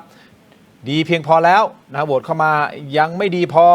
หรือว่าทำได้บางส่วนแต่ต้องปรับปรุงหรือไม่แน่ใจก็โหวตกันเข้ามาหน่อยนะครับคุณผู้ชมอยากจะฟังเสียงสะท้อนจากคุณผู้ชมที่ติดตามสถานการณ์นะครับอย่างที่บอกไปเรานั่งอยู่ที่กรุงเทพมหานครแบบนี้เราทำได้ก็คือพยายามที่จะหาทุกวิถีทางในการที่จะสื่อสารแล้วก็ทำหน้าที่ของเราให้ดีที่สุดในการช่วยเหลือนะครับอีกทางหนึ่งนะในฐานะสื่อนะครับที่ต้องส่งกำลังใจไปให้ในเวลาเดียวกันเราก็จะต้องวิเคราะห์นะฮะว่าตกลงมันเกิดอะไรขึ้นกันแน่คือทั้งหมดทั้งมวลนี้คุณผู้ชมครับสายด่วนอุทกภัยสงขลาศูนย์บรรเทาสาธารณภัยกองทัพภาคที่4ส่วนหน้าค่ายเสนานรงค์นะครับหมายเลขโทรศัพท์ตามนี้เลยนะที่ขึ้นหน้าจออยู่ตอนนี้ค้างเอาไว้ก่อนนะครับคุณผู้ชมสำหรับค พ่อแม่พี่น้องที่อยู่ในพื้นที่หรือที่สามารถที่จะผมเข้าใจว่าแบตเตอรี่ก็คงจะหมดกันไปแล้วเพราะไฟไม่เข้าถูกต้องไหมครับสัญญาณโทรศัพท์ก็น่าจะยากลำบากในการติดต่อสื่อสารคราวนี้สิ่งที่เราพยายามจะทำก็คือพยายามจะส่งเสียงไปยังหน่วยงานที่เกี่ยวข้องจริงๆในการดูแลสถานการณ์แบบนี้จริงๆครับก็คือคงหนีไม่พ้นรัฐบาลกับนะฮะราชการปกครองส่งท้องถิ่นที่จะต้องดูแลสถานการณ์ตรงนี้แน่นอนคุณผู้ชมที่ผมบอกไปวิทยาศาสตร์มันสามารถที่จะอธิบายได้แหละดร.เออธิบายว่ามันเกิดอะไรขึ้นยังไงมันอธิบายได้หมดแหละวิทยาศาสตร์อธิบายได้แต่คำถามที่เรามีก็คือว่าแล้วถ้าวิทยาศาสตร์อธิบายได้ทำไมไม่มีการเตรียมการก่อนที่มันจะหนักหนาสาหัสขนาดนี้สำหรับประชาชนถูกต้องไหมฮะครับพี่สิริโชคอยู่ในสายกับเราก็เป็นหนึ่งในผู้ประสบภัยมันมีคลิปที่พี่สิริโชคส่งมาเอาเปิดเลยได้ไหมฮะเป็นคลิปที่ตกลงไงฮะต้องจัดงานศพกลางน้ำเลยเหรอฮะหรือว่ายังไงครับอธิบายหน่อยได้ไหมฮะพอเข้าไปปั๊บเนี่ยนะครับผมก็คิดว่าจะไปแค่ช่วยกันยกลงศพเพื่อจะขึ้นเมนทีนี้ทางพระก็บอกว่าเอ้ยไม่ได้มันต้องทำพิธีก่อนใช่ไหมครับแล้วก็แบบมองหน้ากันทุกคนว่าน้ำขึ้นอยู่เรื่อยๆพระบอกไม่ได้นะครับก็เลยบอกว่าขอให้เร็วหน่อยนะครับเพราะว่าน้ำขึ้นอยู่ก็เลยมีการทำการสวดอภิธรรมนะครับมีผลจุดธูปมีจุดเทียนแล้วก็มีวางดอกไม้จันทร์อะไรตามพิธีเลยเสร็จแล้วพอเสร็จแล้วก็เอาศพเนี่ยก็เข็นตามน้ำนะครับขึ้นไปบนเมรุแล้วก็เผาเลยครับคือโอ้โหนี่ภาพที่เห็นไหมคือนั่งเก้าอี้สวดกันในวัดอย่างนี้เลยในศาลาในศาลาครับใช่ครับโอ้โหก็มีหน่วยกู้ภัยมีผมแล้วก็มีลูกของคนตายครับก็ช่วยกันนะครับก็ถือว่าอย่างน้อยก็ต้องทำให้สมบูรณ์แบบตามที่ท่านที่ฝากบอกครับทีนี้ผมเนี่ยที่อยู่หน้างานอยากจะบอกความเป็นจริงให้นะครับว่าครับวันนี้รัฐบาลล้มเหลวอย่างสิ้นเชิงนะครับในการดูแลบูรณาการการแก้ไขปัญหาช่วยเหลือพี่น้องประชาชนนะครับยังไงครับตัวอย่างที่หนึ่งก็คือว่าข้อที่หนึ่งเนี่ยเบอร์โทรศัพท์ที่ให้ทุกเบอร์ครับโทรไปไม่มีใครรับสายนะครับแม้กระทั่งไอ้ที่บอกว่าให้ไปเว็บไซต์จิตอาสาอะไรเนี่ยก็เข้าไม่ได้นะครับผมเนี่ยขนาดอยู่อำเภอนาทวีเนี่ยมีคนมาขอร้องให้ผมช่วยเยอะมากนะครับในเรื่องหัดใหญ่ซึ่งเราก็ไม่รู้จะทำยังไงเพราะว่าพอติดต่อไปแล้วมันก็ไม่มีใครรับสายไม่มีใครประสานต่อนะครับแล้วก็อีกปัญหาหนึ่งที่ผมอยากจะพี่เดี๋ยวติดต่อกลับไปใหม่นะครับคุณสิริโชคโสภานะครับก็ถือว่าเป็นผู้พื้นที่สัญญาณไม่ค่อยดีไฟฟ้าไม่มีระบบสัญญาณมันก็ขัดข้องเพราะมันต้องใช้ไฟฟ้าเท่านั้นคราวนี้ไม่ใช่แค่ตรงหาดใหญ่ตรงนี้แล้วนะครับมันจะมีพื้นที่รอบข้างคุณตู่จตุพรเมื่อกี้ที่ติดตามข่าวที่อำเภอละหูจังหวัดสตูลนี่ก็เริ่มคิดเรื่องอพยพแล้วหนักแล้วคือมันเรียงตามกันไปหมดนะครับสถานการณ์ความเป็นจริงแล้วเนี่ยควรจะมีผบ.เหตุการณ์ไม่ใช่จังหวัดสงขลาอีกต่อไปนะครับไม่ว่าสตูลยะลานราปัตตานีซีกนครศรีธรรมราชสุราษฎร์แม้กระทั่งเบาบางแต่ว่าต้องแบ่งคนรับผิดชอบนะครับที่นอกเหนือจากกลไกข้าราชการที่ไม่มีอำนาจที่จะตัดสินใจแบบผู้ว่าไอ้หมูป่าเชียงรายน่ะไอ้อันนั้นน่ะได้แต่ว่ากรณีนี้ทุกอย่างเนี่ยครับมันชะงักกันไปหมดทีนี้เนี่ยนะครับผมเองก็วาดหวังว่านายกรัฐมนตรีเนี่ยนะครับคือต้องบัญชาการแล้วนะครับที่ตัดสินใจว่าไม่บัญชาการอยู่ที่กรุงเทพแต่ว่าต้องบัญชาการนะครับก็คือหมายความว่าไอ้ที่หน้างานเนี่ยใครจะลงไปเจออะไรก็แล้วแต่นั้นเพราะว่าถ้าลงไปเผชิญเหตุทุกเรื่องมันขาดคนที่สั่งการนะครับมันต้องสั่งให้ครบและรวมกระทั่งนะครับอย่างที่ผมบอกว่าภาคเอกชนที่เป็นจิตอาสาที่ลงไปต้องบริหารการจัดการเขาแบ่งพื้นที่ให้กับเขานะครับและที่สำคัญก็คือว่ามันต้องกระจายนะครับไปยังพื้นที่อื่นๆด้วยนะครับหาดใหญ่หนักที่สุดแต่พื้นที่อื่นก็หนักหนาสาหัสสากันเช่นเดียวกันมันใหญ่เกินนะครับสถานการณ์ปกติกันไปแล้วอย่างนี้คุณผู้ชมครับแป๊บนึงคุณสิริโชคกลับเข้ามาในสายนะครับคุณสิริโชคครับอีกครั้งหนึ่งครับคืออย่างเรื่องการสื่อสารนะครับพอการไฟฟ้าเขาตัดไปปั๊บเนี่ยก็มันก็ใช้การสื่อสารอะไรไม่ได้เลยนะครับโทรศัพท์อะไรก็ใช้ไม่ได้นะครับเสร็จแล้วพอเขาจ่ายไฟกลับเข้ามาเนี่ยจนถึงปัจจุบันนี้ครับโทรศัพท์มือถือเนี่ยด้วยเสียงเนี่ยก็ยังใช้ไม่ได้เน็ตก็ยังใช้ไม่ได้ อันนี้ผมต้องใช้ Wi-Fi ที่บ้านแล้วทำเป็น Wi-Fi calling นะครับดิฉะนั้นก็ไม่สามารถติดต่อโทรศัพท์ได้อันนี้ผ่านมาประมาณเกือบ10 ชั่วโมงนะครับโทรศัพท์ก็ยังใช้ไม่ได้อยู่ก็ต้องใช้ Wi-Fi calling นะครับแล้วจริงๆเนี่ยไอ้ตัวเน็ตบ้านเนี่ยครับมันสามารถใช้งานได้นะครับแต่ว่าไม่มีใครบอกผมก็เพิ่งมารู้ทีหลังว่าผมเอาแบตเตอรี่เนี่ยไปต่อกับตัวแปลงให้เป็นไฟบ้านนะครับแล้วก็เสียบกับเราเตอร์เนี่ยก็สามารถทำให้ Wi-Fi ใช้งานซึ่งปัจจุบันผมใช้ Wi-Fi ของที่บ้านอยู่นะครับก็เลยอยากเรียนว่าไอ้ของแบบนี้มันเป็นปัญหาเพราะว่ารัฐบาลไม่ได้ทำอะไรเลยนะครับแล้วก็ผมเนี่ยเป็นผู้ประสบภัยแล้วรู้เลยว่ามันสาหัสจริงๆนะครับเพราะว่าไม่รู้จะติดต่อใครไม่รู้จะประสานใครนะครับแล้วสุดท้ายก็ไม่มีใครรับสายอะไรเลยโทรศัพท์อะไรก็ไม่ได้แล้วอย่าลืมนะครับว่าอย่างอำเภอนาทวีนี่เป็นอำเภอที่เล็กๆนะครับครับเวลาที่คนจะเข้าไปช่วยเหลือประชาชนเนี่ยครับมันต้องมีคนนำเข้าไปครับถ้าไม่นำเข้าไปนี่มันไปยากมากขนาดเวลาปกติที่ไม่มีน้ำท่วมเนี่ยเราต้องใช้ GPS เนี่ยบางทีก็ยังหลงเลยใช่ไหมครับครับอันนี้น้ำท่วมนะครับมืดก็มืดแล้วก็บอกว่าบ้านเลขที่เนี้ยพิกัด GPS เนี่ยมันพอมันแบบสัญญาณมันแบบหลุดหายอ่ะมันยากที่จะเข้าไปช่วยเหลือประชาชนตามเป้าหมายที่เราเข้าไปจริงๆผมนึกบอกว่ามันจะต้องมีการบูรณาการที่ดีจริงๆนะครับจะต้องมีกองบัญชาการต้องมี call center ที่นั่งกันเป็น100 คนนะครับคอยรับโทรศัพท์แล้วก็ส่งข้อมูลมาให้ผู้ปฏิบัติการแล้วก็สั่งการไปว่าคนนี้จะไปสายไหนเอาผู้ใหญ่บ้านนำไปตรงนี้ให้ผู้ช่วยผู้ใหญ่บ้านนำไปคือมันต้องทำแบบนี้นะครับไม่ใช่ปล่อยให้จิตอาสาเขาแบบสเปะสปาไปโดยที่เขาก็ไปไม่ถูกว่าตรงนี้อยู่ตรงไหนต้องคิดสภาพดูครับนี่คือสภาพที่เกิดขึ้น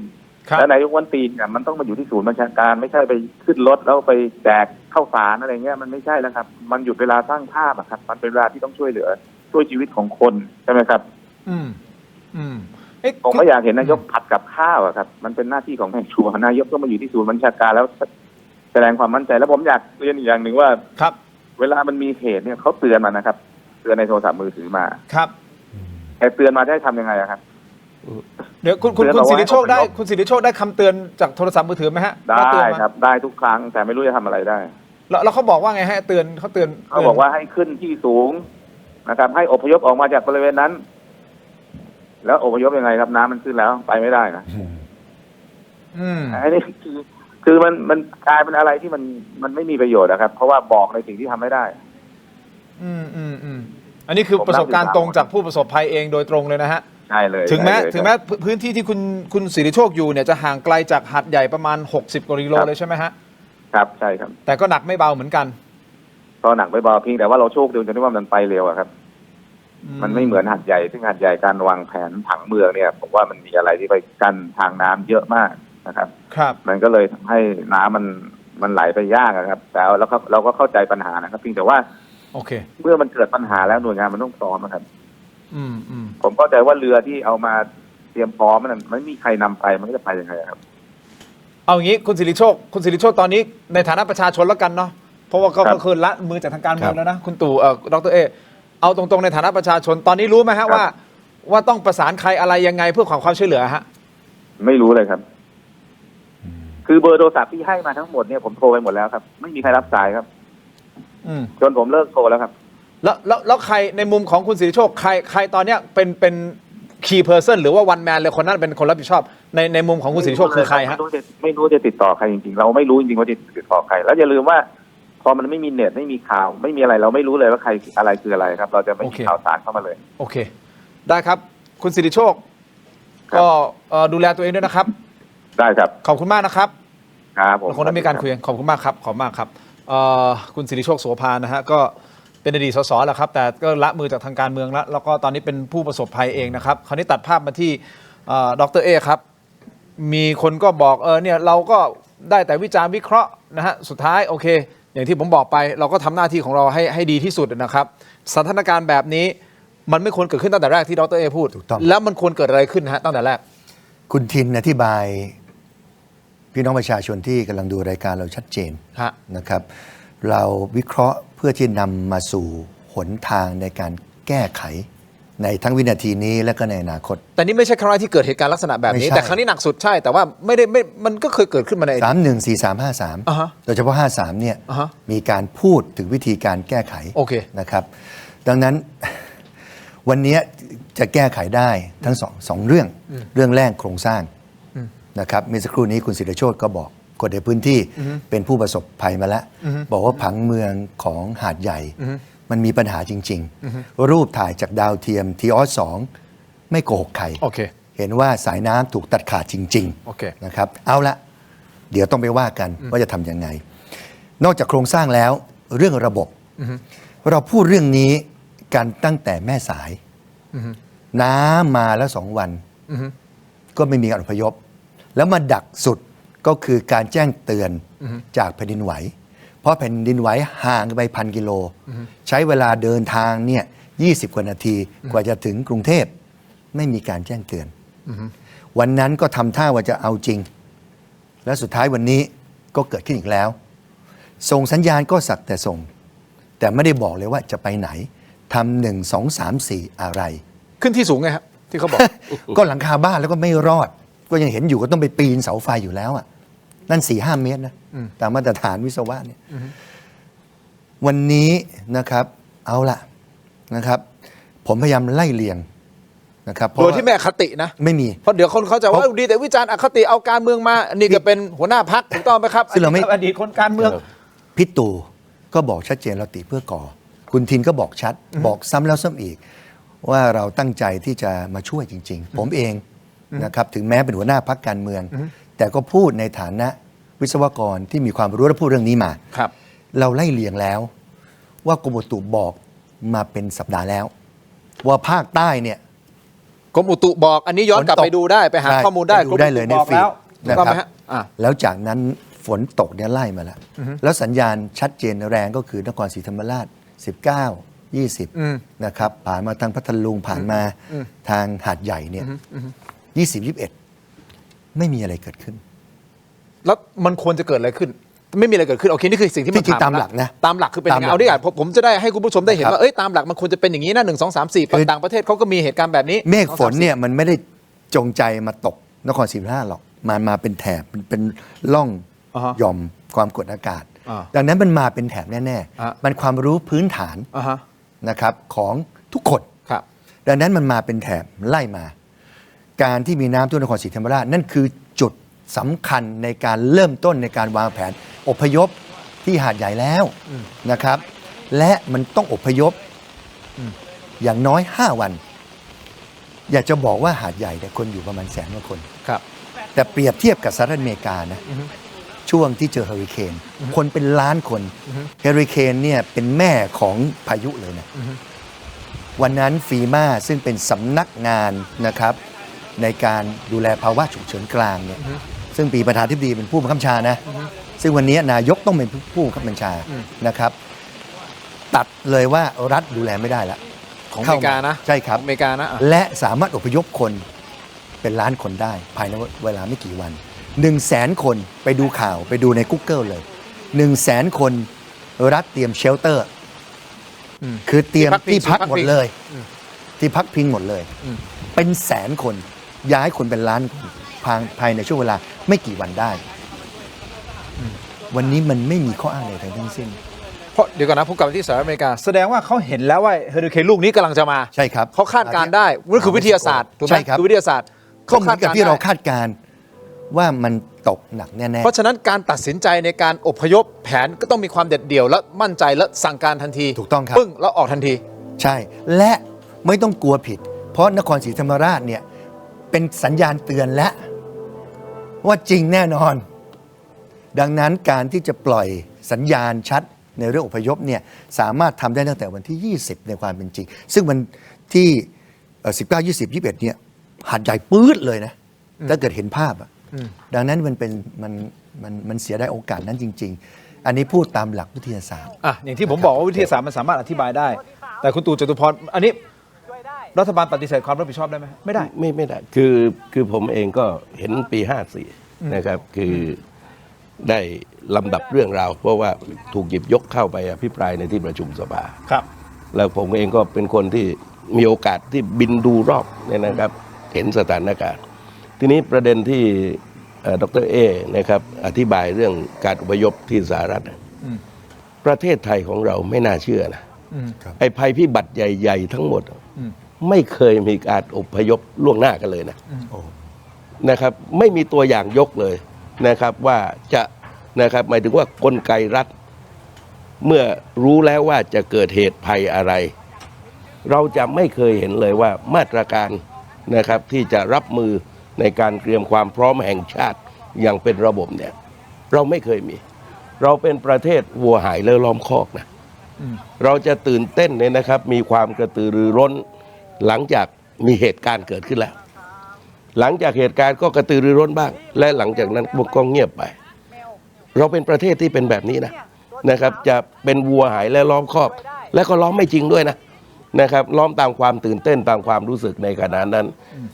ทีนี้เนี่ยนะครับผมว่ากรณีของหาดใหญ่และจังหวัดอื่นๆคราวนี้เนี่ยนะครับแน่นอนมาตรการขณะนี้คือการแก้ไขปัญหาเฉพาะหน้าแล้วล่ะนะครับเพราะมันเลยเรียงมาแล้วมันเลยเรื่องการอพยพมันเลยอะไรเนี่ยปัญหาเฉพาะหน้าตอนนี้คืออะไรจัดการอย่างไรที่มีประสิทธิภาพสูงสุดและเมื่อหลังจากเหตุการณ์นะครับวัวหายและล้อมคอกจะมาตรการระยะยาวอย่างไรนะครับปัญหาเนี่ยมันเห็นไปหมดอะว่านะครับว่ามันเกิดอะไรขึ้นและการออกแบบวางแผนอย่างต่อเนื่องทำอย่างไรให้รู้ว่านี่นะครับว่าธรรมชาติมันแปรสภาพ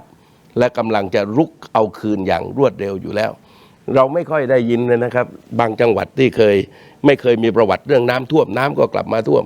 นะครับนี่หาดใหญ่มันก็ทอดเวลากันมายาวนานถึง15 ปีเพราะฉะนั้นผมอยากจะเห็นว่านะครับในกรณีการแก้ไขปัจจุบันและขณะเดียวกันก็ต้องมีทีมที่ต้องคิดอ่านเนี่ยนะครับสำรวจปัญหาทั้งหมดและออกแบบหลังจากนี้ไปคุณตู่เดี๋ยวผมถามคำถามเดียวกับที่จะถามดร.เอแต่ผมถามคุณตู่ก่อนในมุมของประชาชนที่บอกว่าเพราะว่าให้ความเป็นธรรมกับท่านธรรมนัสบอกว่าเราบอกตั้งแต่วันแรกแล้วว่าให้หนีให้อพยพถูกต้องไหมฮะให้ออกแต่ประชาชนห่วงข้าวของนี่ผมเข้าใจที่ท่านพูดนะครับความรู้สึกของประชาชนก็รู้สึกว่าเราจะออกไปแล้วของล่ะแล้วบ้านเราจะทำยังไงก็เลยแบบห่วงแล้วก็ไม่ออกอันนี้คือเรื่องนี่คือเราพูดถึงเรื่องของความเป็นจริงของมนุษย์ถูกต้องไหมเขาก็ห่วงบ้านของเขาคือเราแล้วอย่างนี้จะเราไม่เคยมีแผนเรื่องการอพยพคนไอ้ที่เตือนมือถือว่าให้อพยพยังไงอพยพยังไงก่อนไปตรงไหนนะครับถ้ามันแบบฉุกเฉินแบบสึนามิสัญญาณเตือนขึ้นที่สูงแต่การอพยพเนี่ยมันต้องมีสถานที่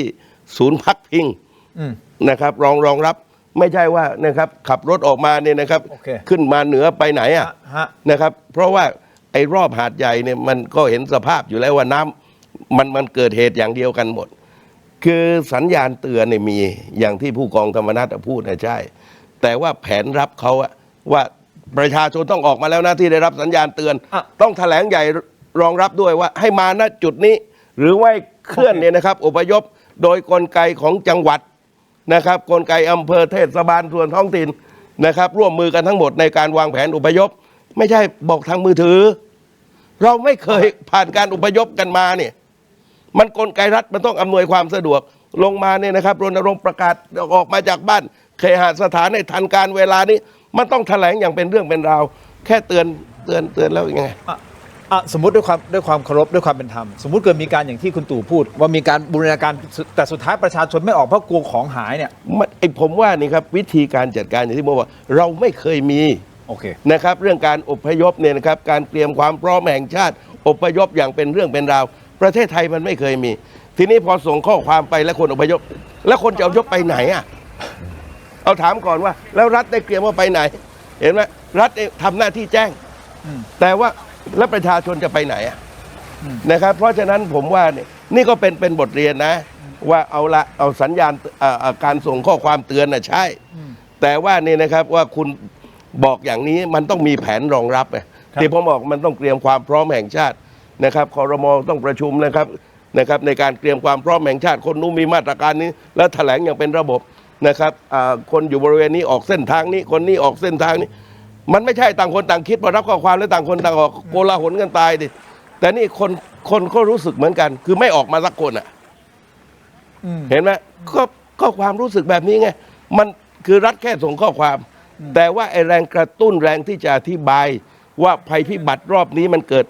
อย่างไรแบบที่ดร.อธิบายมันไม่มีกลไกไหนเข้าไปกระตุ้นทำหน้าที่มีการขยับอพยพให้เห็นหรือเปล่า อันนี้เป็นคำถามดีๆก็ถามดร.เอกเหมือนกันนะอันนี้ผมถามในมุมของประชาชนที่รู้สึกว่าเฮ้ยเราก็ไม่อยากจะทิ้งบ้านของตัวเองให้อพยพต่อให้บอกก็แล้วแต่นะว่ามีอพยพตรงนี้นะไปตรงนี้ถึงแม้จะมีแผนตรงนี้ก็ตาม แต่ถ้าความรู้สึกของประชาชนลึกๆจริงๆแล้วเนี่ยเฮ้ยเราก็ไม่อยากไปเราก็ห่วงของอ่ะถ้าสมมติโจรขึ้นมาขโมยของหรืออะไรอย่างเงี้ยมันใครรับผิดชอบเอางี้ดีกว่าดร.เอก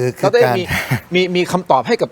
คำถามนี้ไหมฮะมีคำตอบ ต่างชาติเขาทำยังไงที่อพยพกันเป็นล้านๆคนอ่ะคืออันดับแรกเนี่ยไม่ควรกลายเป็นว่าประชาชนผิดไปแล้วซึ่งอันนี้ไม่ควรพูดเรื่องนี้นะครับทุกคนเนี่ยห่วงทรัพย์สินก็จริงแต่เขาห่วงชีวิตมากกว่าอยู่แล้วนะครับท่านี้มาตรฐานในต่างประเทศเนี่ยอย่าเรียกต่างประเทศเลยมาตรฐานสากลนะครับซึ่งประเทศไทยก็ใช้อยู่เนี่ยระดับขั้นการให้ข้อมูลเตือนเนี่ยเตือนยังไงเตือนแล้วให้ทำอะไรลำดับชั้นการให้ข้อมูลระดับชั้นการให้เฝ้าระวังและระดับชั้นการที่ต้องปฏิบัติทันทีมันมีของมันอยู่ดังนั้นอย่าบอกว่าเตือนแล้วเตือนหลายครั้งแล้วไม่ถูกนะครับการเตือนครั้งที่1นะครับเฝ้าระวังตามมาตรฐานสากลนะการเตือนครั้งที่2นั้นให้เตรียมตัวเตือนครั้งที่3เนี่ยปฏิบัติเป็นอย่างนี้หมดปฏิบัติคือคุณต้องไปแล้วไปที่ไหนนะครับจอดรถยังไงนะครับคุณจะต้องระมัดระวังอะไรบ้างของจำเป็นคืออะไรบ้างเฝ้าระวังนะครับเตรียมตัวและปฏิบัติเราไม่มาถึงปฏิบัติเลยแล้วมาบอกปฏิบัติตอนที่น้ำมิดหัวแล้วนี่คือมาตรฐานวันนี้ก็เลยมาพูดกันเอาหลักวิทยาศาสตร์เอาหลักมาตรฐานสากลที่ใช้ทั่วโลกในอเมริกาก็ใช้ยุโรปก็ใช้ในเอเชียก็ใช้นะครับและแต่ประเทศเพื่อนบ้านของเราเนี่ยอย่างมาเลเซียสิงคโปร์วันนี้ก็พัฒนาไปมากในเรื่องของภัยพิบัติน้ำท่วมซึ่งสมัยก่อนเขาเจอหนักยิ่งกว่าเราด้วยเพราะก็เจอแรงปะทะโดยตรงดังนั้นวันนี้ก็อย่างที่บอกก็คือพยายามจะถอดบทเรียนและกำลังจะบอกว่าวินาทีนี้24 ชั่วโมงข้างหน้าเราปล่อยต่อไปไม่ได้มันคือจุดเป็นจุดตายมากที่สุดคุณศิริโชคอยู่ในพื้นที่ก็บอกโทรไปไม่มีใครรับแล้ววันนี้ย้ำท่านนายกต้องมาบัญชาการเองเพราะในทั่วโลกในสถานการณ์ภาวะฉุกเฉินแบบนี้สำคัญที่สุดคือผู้นำประเทศแต่ท่านตั้งผู้บัญชาการทหารสูงสุดผบ.สส.มาเป็นผู้อำนวยการในพรก.ฉุกเฉินนี้คือนายกเนี่ยเป็นสัญลักษณ์ของกำลังใจด้วยนะคุณทินดูในต่างประเทศในภาวะฉุกเฉินประธานาธิบดีนายกเนี่ยบัญชาการมันเป็นสัญลักษณ์ของความอุ่นใจเพราะนี่คือแสดงว่าความสำคัญขั้นสุดแล้วนายกเนี่ยสามารถบัญชาการได้โดยตรงตามอำนาจทางกฎหมายในทุกหน่วยงานที่สามารถบังคับบัญชาได้ตรงนี้สำคัญมากครับในช่วงนี้คือผมเพิ่มเติมนิดก็คือหมายความว่าพอตั้งผู้บัญชาการทหารสูงสุดรับผิดชอบตามพรก.บริหารราชการในสถานการณ์ฉุกเฉินแล้วเนี่ยนายกยังมีอำนาจตามพรบ.บริหารราชการแผ่นดินในอดีตนี่นะครับตอนปี54ก็ชั่งน้ำหนักกันว่าระหว่างจะใช้พรบ.ป้องกันบรรเทาสาธารณภัยกับพรก.ฉุกเฉินจะเอาไหนมาเป็นมาตรการกันใช้รัฐบาลในขณะนั้นก็เลือกใช้พรบ.บรรเทาสาธารณภัยแต่ว่าวันนี้สถานการณ์เนี่ยมันเลยเถิดจริงๆมันหนักถ้าเทียบจุดนะครับสูงกว่าปี54นะครับปี54คือกระจายน้ำท่วม58จังหวัดเนี่ยมันกระจายตามพื้นที่ต่างๆแต่ว่าความเสียหายเฉพาะจุดเมื่อเทียบจุดต่อจุดนะครับตัวหาดใหญ่ครั้งนี้หนักเมื่อเทียบกับบริเวณไอ้ความเสียหายปี54มันกระจายทีนี้เนี่ยนะครับไอ้นู่นคือการผิดพลาดในการบริหารการจัดการน้ำแต่ว่านี่คือภัยพิบัติที่มีโอกาสที่จะรับมือนะครับผมว่าบทเรียนณคราวนี้เนี่ยนะครับก็คือหมายความว่าคนไทยก็จะต้องนะครับเหมือนญี่ปุ่นหรือประเทศอื่นๆที่เขาจะอยู่กับภัยธรรมชาติได้นะครับและกลไกรัฐเองก็ต้องเรียนรู้เหมือนตอนสึนามิมีคนพูดคนแรกคือรัชกาลที่9อธิบายเรื่องว่าเหมือนจระเข้ว่ายน้ำคนไทยฟังก็อย่างนั้นนะครับกลไกรัฐฟังไม่เข้าใจจนกระทั่งเจอเองนะครับแต่ว่ากรณีน้ำท่วมเนี่ยมันเกิดขึ้นต่างกรรมต่างวาระนะครับเพราะฉะนั้น คือเราเนี่ยนะครับยืนยันอีกครั้งไม่อยากจะติเรือติทั้งโกรธเวลาเนี่ยให้กำลังใจส่วนให้กำลังใจ แต่ว่าอะไรที่มันเป็นช่องว่างนะครับใครที่จะนำความเห็นทรงนะครับเสริมตรงไหนก็ให้ความร่วมมือกัน คือไม่มาตั้งท่ากันว่าเถอะนะครับและให้เป็นเรื่องของความเดือดร้อนของประชาชนเหนือกว่าวาระทางการเมืองเราพูดกันด้วยข้อมูลครับถูกต้องไหมครับคุณผู้ชมคิดเห็นอย่างไรผิดถูกมันอยู่ที่คุณผู้ชมตัดสินทั้งสองท่านพูดนะมีเหตุมีผลอะไรยังไงหรือว่าท่านคิดว่าทั้งสองท่านพูดแล้วไม่มีเหตุไม่มีผลไม่รับฟังอันนี้คืออันนี้แล้วแต่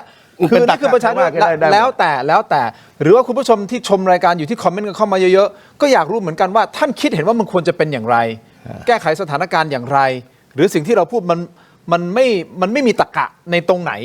เราก็อยากทราบเหมือนกันเผื่อเราจะตกหล่นตรงไหนเพื่อที่จะเอาคอมเมนต์ของท่านมาบอกเฮ้ยคนนี้คอมเมนต์ดีอ่ะใช่ไหมอาจารย์สมมติอาจารย์เนี่ยคนนี้คอมเมนต์ดีอ่ะมันเราลืมมองตรงนี้ไปหรือเปล่าก็อยากจะทราบเหมือนกันเพราะว่าเขาเรียกว่าเส้นผมบังภูเขาเนี่ยนะครับเส้นผมยังบังภูเขาได้สำนวนไทยเนี่ยคือผมว่าบางเรื่องเนี่ยนะครับบางทีเขาคาดไม่ถึงเพราะว่าข้อเสนอแบบดร.เอดีหลายๆเรื่องเนี่ยผมว่าก็นะครับก็ไปประยุกต์นะครับความเป็นรัฐเนี่ยมันก็ต้องเปิดกว้างอยู่แล้ว แล้วก็มันเป็นเรื่องของความเดือดร้อนของประชาชนคนละไม้คนละมือถ้าตัดภาพกลับไปสมัยที่ผมมีโอกาสได้ไปศึกษาที่สหรัฐอเมริกาใช่ไหมครับมันก็จะมีช่วงที่เขาจะเตือน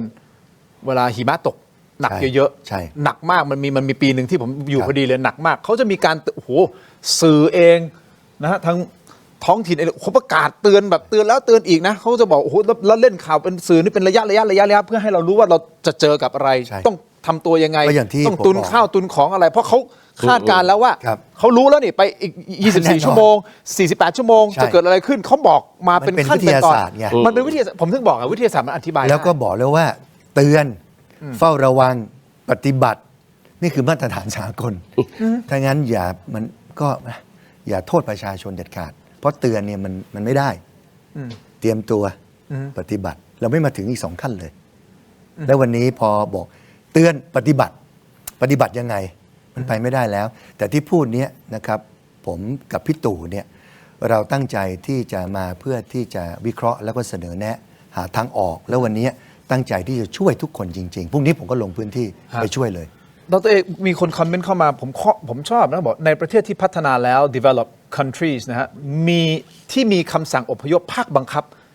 mandatory evacuation order จากรัฐบาลในสถานการณ์ภัยธรรมชาติฉุกเฉินเนี่ยคอมเมนต์อย่างเงี้ยใช่ครับมันฮิวใจหมายถึงว่าอะไรก็คือหมายถึงว่าเฮ้ยคุณบอกว่ามันแสดงว่าคุณสะท้อนกลับมาเราเคยเจอเรารู้ต่างประเทศเป็นยังไงแสดงว่าท่านนี้นะฮะผมขออนุญาตนะคุณดราก้อนโจเนี่ยแสดงว่าท่านเข้าใจว่าต่างประเทศเขาเป็นยังไงแต่ไม่อยากจะเอาสิ่งนั้นมาแต่ของเราเพียงแค่ส่งข้อความ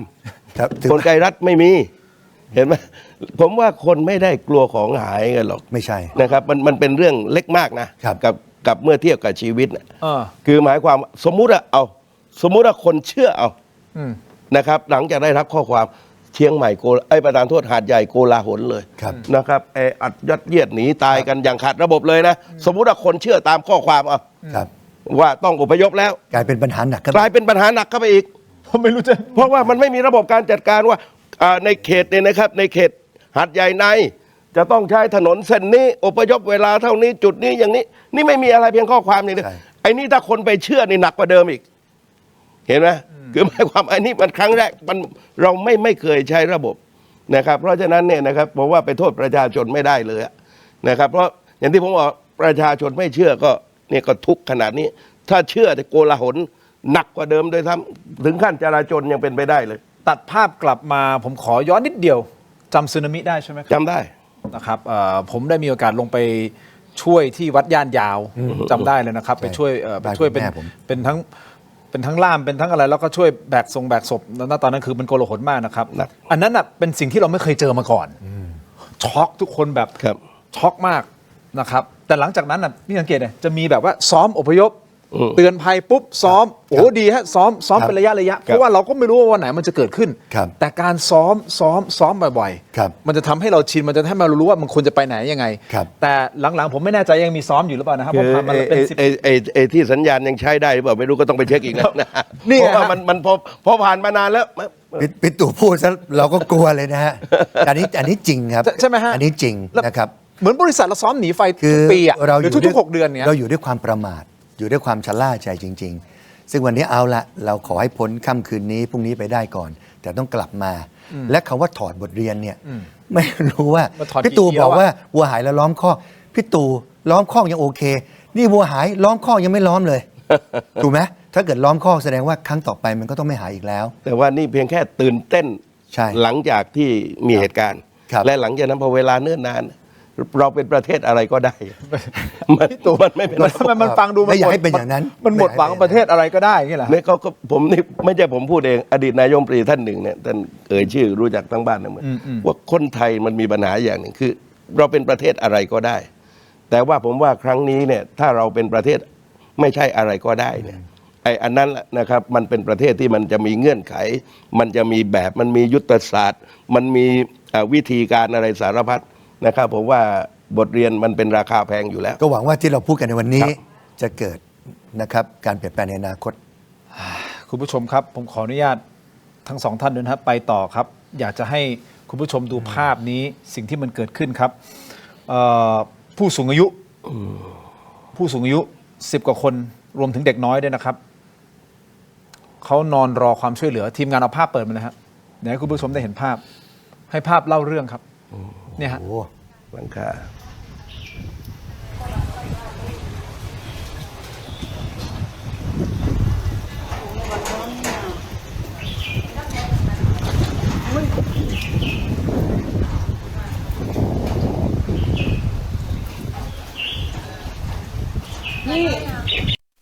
ลงไปเนี่ยฮะต่อเลยครับนั่นน้ำเปล่าฮะน้ำเลยนี่ฮะคุณผู้ชมอีกภาพหนึ่งครับเป็นไวรัลเรียกได้ว่าเป็นฮีโร่ชุดขาวเลยก็ว่าได้เป็นภาพเหตุการณ์ในห้อง MNCU หรือว่า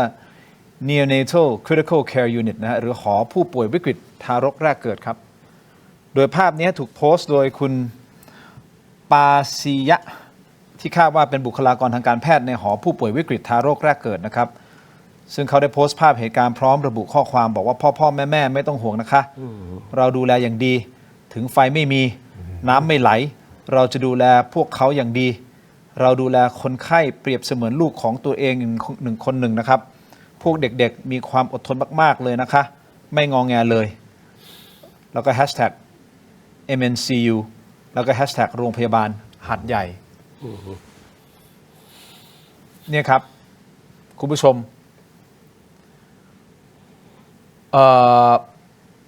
ตกลงมีบางท่านคอมเมนต์เข้ามาผมก็สงสัยเหมือนกันเขาบอกประเทศที่ยังไม่พัฒนาก็จะเป็นแบบนี้แหละตกลงเราเป็นประเทศที่พัฒนาหรือยังไม่พัฒนาครับดร.เอในมุมของดร.เออันนี้น่าสนใจนะผมไม่ได้กลัวผมแค่อยากรู้เหมือนกันจริงก็กลับมาที่กำลังจะพัฒนาแต่ถ้าเกิดไม่ทำอะไรมันก็จะถอยเป็นประเทศที่ไม่พัฒนาเมื่อก่อนก็ใช้คำว่าด้อยกับกำลังกำลังพัฒนากับด้อย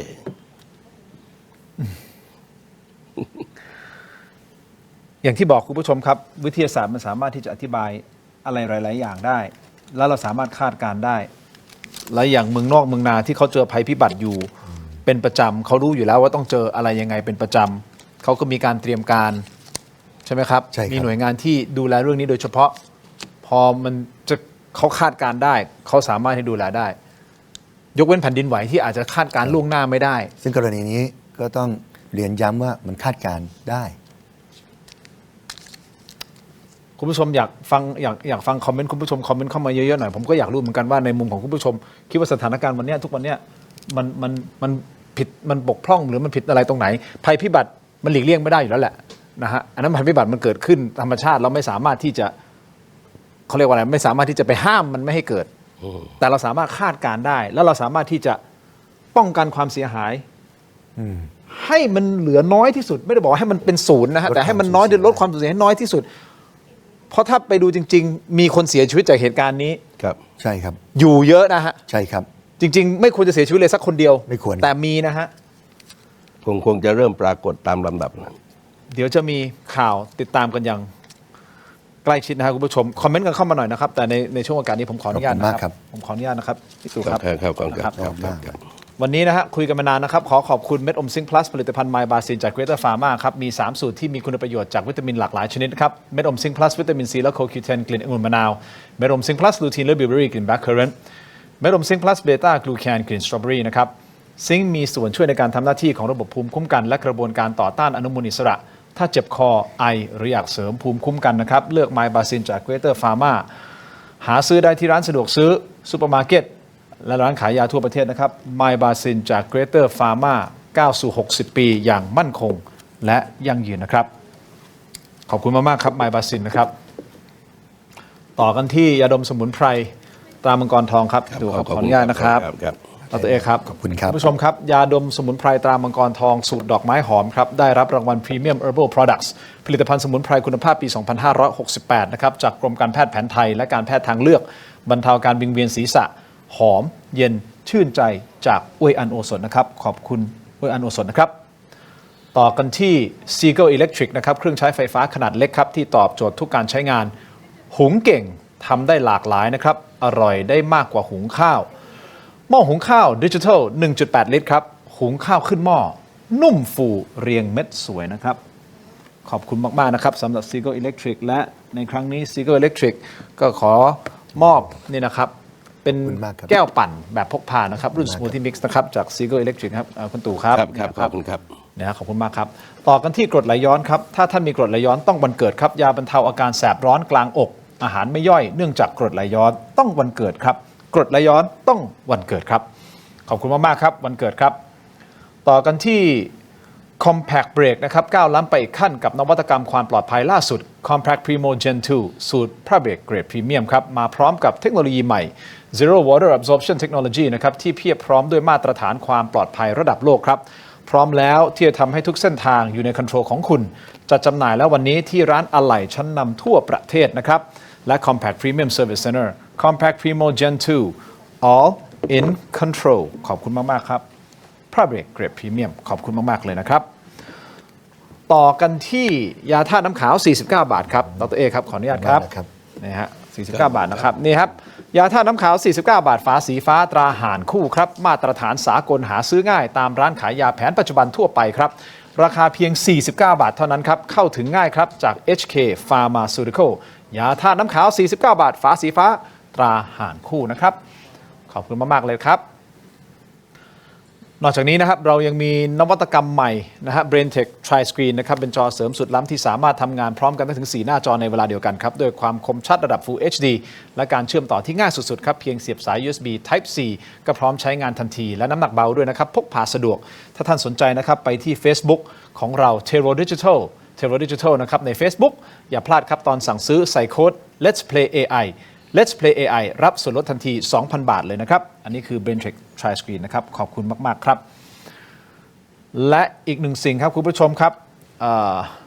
ชนแฮนด์ครีมไปที่ Shopee Lazada นะฮะหรือ TikTok ไปที่ Facebook ก็ได้พิมพ์คำว่า CHOL ชนครีมทามือครับนี่คือครีมทามือสูตรน้ำมันหอมระเหยนะครับเป็นน้ำมันหอมระเหยแท้ครับมือพังซ่อมได้ซ่อมแซมฟื้นฟูลดริ้วรอยนะครับอันนี้มีสารสกัดจากธรรมชาติสารสกัดดอกพิโอนี่ไฮยาลูรอนิกนะฮะธรรมชาติแท้ๆเลยนะครับนี่เป็น SKU 1 ของผลิตภัณฑ์ชนอโรมาทิกนะครับเป็น SKU ที่เข้าถึงง่ายเข้าใจง่ายนะครับเข้าไปที่ Shopee Lazada Facebook ได้นะฮะหรือเข้าไปที่ตะกร้าช้อปปิ้งของ YouTube ณตอนนี้นะครับลองเปิดใจดูฮะเป็นแบรนด์ที่ผมทำมาหลายปีแล้วนะครับแล้วก็ขายในห้างสรรพสินค้าไม่ว่าจะเป็นศูนย์การค้าชั้นนำไอคอนสยามเซ็นทรัลเวิลด์นะครับM Quartier King Power รวมถึงสยามพารากอนด้วยนะครับอันนี้เราขายมาหลายปีส่วนมากจะเป็นชาวต่างชาติที่เข้ามาซื้อเรานะครับแล้วก็มีการกลับมาซื้อซ้ำเยอะนะครับอันนี้ก็รับรองจากชาวต่างชาติแล้วว่าเขาชื่นชอบผลิตภัณฑ์อันนี้ก็อยากจะให้คนไทยลองใช้ดูนะเป็นตัวเปิดใจครับนะราคาไม่แรงนะราคาคุ้มค่าลองเข้าไปดูนะครับนะฮะครีมทามือชนอโรมาทิก CHOL ครีมทามือครับขอบคุณมากๆนะครับ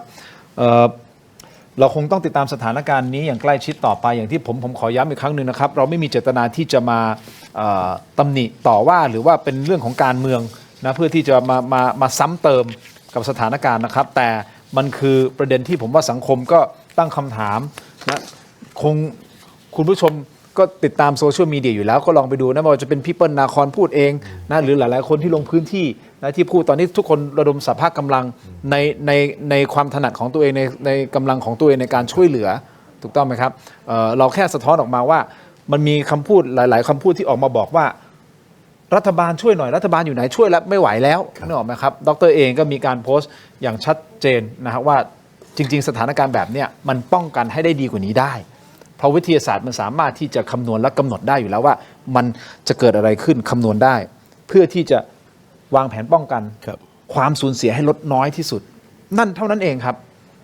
เท่านั้นเองที่เราก็ต้องตั้งใจที่อยากจะหยิบยกขึ้นมาคุณผู้ชมคิดเห็นอย่างไรหรือคุณผู้ชมไม่เห็นด้วยอันนี้แล้วแต่เลยมันประชาธิปไตยอยู่แล้วนะครับแต่อย่างน้อยเปิดพื้นที่ให้แล้วเราคงต้องติดตามสถานการณ์และให้กำลังใจพ่อแม่พี่น้องนะในพื้นที่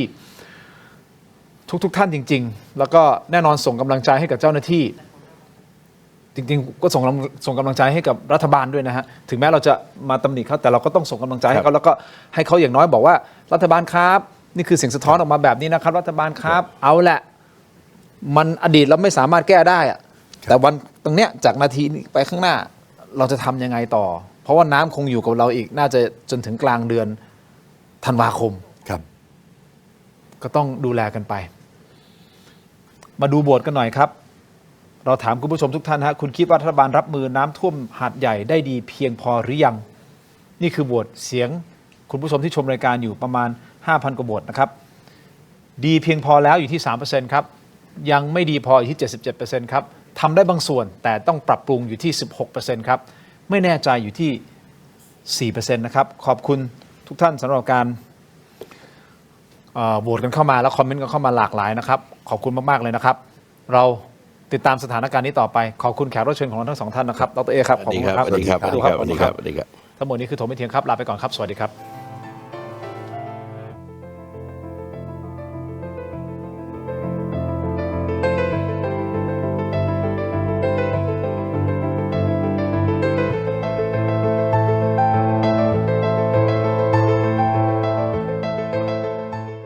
หากคุณไม่อยากพลาดถกไม่เถียงตอนเด็ดๆและไม่อยากพลาดเทคนิคความรู้แนวทางในการต่อสู้กับปัญหาที่สักวันหนึ่งอาจจะเกิดขึ้นกับคุณก็ได้นะครับอย่าลืมกดไลค์กดแชร์กด Subscribe กดกระดิ่งช่องเทโรดิจิทัลนะครับเป็นกำลังใจให้กับถกไม่เถียงด้วยครับมีคุณผู้ชมถามเข้ามามากมายนะครับว่าถกไม่เถียงมีวิธีการร้องทุกข์อย่างไรเรามีขั้นตอนง่ายๆดังต่อไปนี้ครับเริ่มต้นจากสแกน QR Code นี้เลยครับจากนั้นนะครับท่านก็เข้าสู่หน้า Inbox ของรายการถกไม่เถียงเพียงท่านกดคำว่าเริ่มต้นระบบอัตโนมัติจะส่งลิงก์ที่ทีมถกไม่เถียงสร้างขึ้นมาให้แก่ท่านนะครับรับรองว่าเป็นลิงก์ที่ปลอดภัยกดเข้าไปได้เลยครับเมื่อเข้าไปถึงหน้านี้นี่นะฮะแค่นี้นะครับท่านก็พิมพ์เรื่องราวร้องทุกข์มาได้เลยนะครับแต่ผมมีทริค3ข้อสำหรับการร้องทุกข์เข้ามาในรายการถกไม่เถียงนะครับ 1. เขียนเรื่องราวร้องทุกข์ของท่านให้ละเอียดชัดเจนและสรุปโดยง่ายที่สุดนะครับข้อที่ 2 เขียนชื่อเบอร์โทรของท่านให้ครบถ้วนสมบูรณ์ที่สุดและข้อที่ 3 ถ้าท่านมีภาพคลิปวิดีโอกล้องวงจรปิดหรือหลักฐานต่างๆนะครับส่งเข้ามาที่อินบ็อกซ์ของเราได้เลยครับเพียงเท่านี้นะครับเรื่องราวร้องทุกข์ของท่านก็จะเข้าสู่ระบบหลังบ้านของถกไม่เถียงอย่างแน่นอนนะครับอย่าลืมนะครับเดือดร้อนไร้ที่พึ่งนึกถึงถกไม่เถียง